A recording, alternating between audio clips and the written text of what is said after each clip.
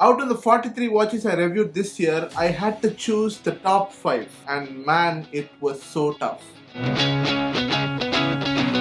When choosing these 5 watches, I had only a few things in mind. They were functionality, affordability, build quality, and uniqueness.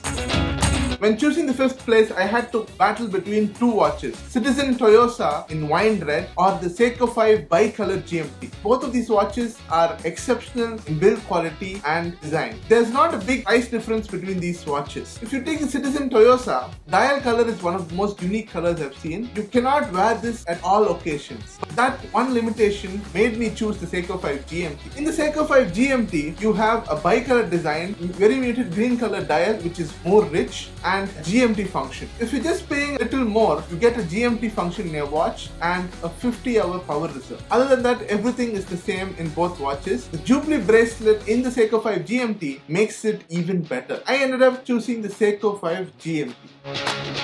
At number 4, we have the Casio Duro. This watch is one of the best watches, but the variant I am talking about is the 107D, and it has 200 meter water resistance, bi-color unidirectional bezel, great lume, high quality stainless steel body, and the price was just perfect. This watch didn't have a lot of color options as such with the dial, just felt perfect on the wrist, and I didn't feel like I was missing out on anything. It looked much more premium than its price. If you liked the video so far, don't forget to hit the like button and subscribe if you haven't already. As I do watch reviews, watch discussions and everything related to watches, so subscribing would mean a lot.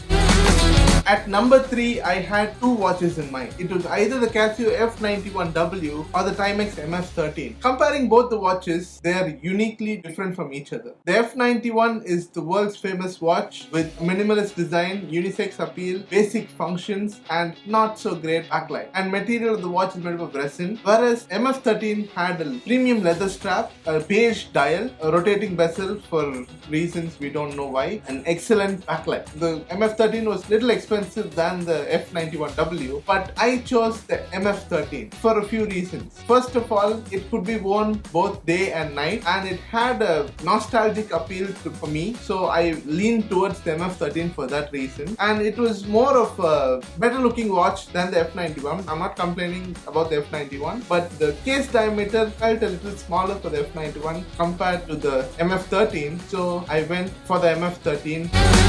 At the second position, again I had 2 watches in mind. Either it was the Casio Manga or the Casio Tron 50th anniversary edition. So both these watches are exceptional. When you come to the Casio Tron, it had everything you ever needed. A premium build quality, most shiniest watch I've ever seen, multi-band 6 support, it was also a limited edition, it had tough solar, Bluetooth connectivity, and a huge vintage vibe to it. So all of this made it a very desirable watch, many. But the sad truth was, it was only made limited, so getting one was very difficult. Whereas the Casio Manga had the appeal of the GA2100, the toughness and all the features related to it, but what made it stand out was its design. It was available in 2 colors and it had the sketch pattern to it, which made it even more desirable by many because of its price as well. So both of these watches were priced eons apart, but I went for the Casio Manga due to the affordability of the watch. But the Casio Tron's availability was very limited compared to the Manga.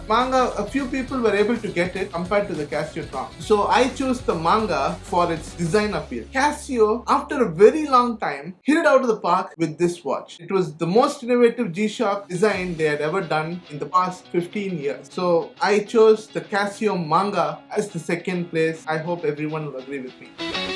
Before coming to the number 1 spot, I did review a lot of watches and I feel like some of them need to have special mention over here, like the W218H, the GAP2100, the vintage as well as edified Tiffany variants of Casios which I reviewed, and many more. So let's get to the first and best watch I've reviewed in 2024.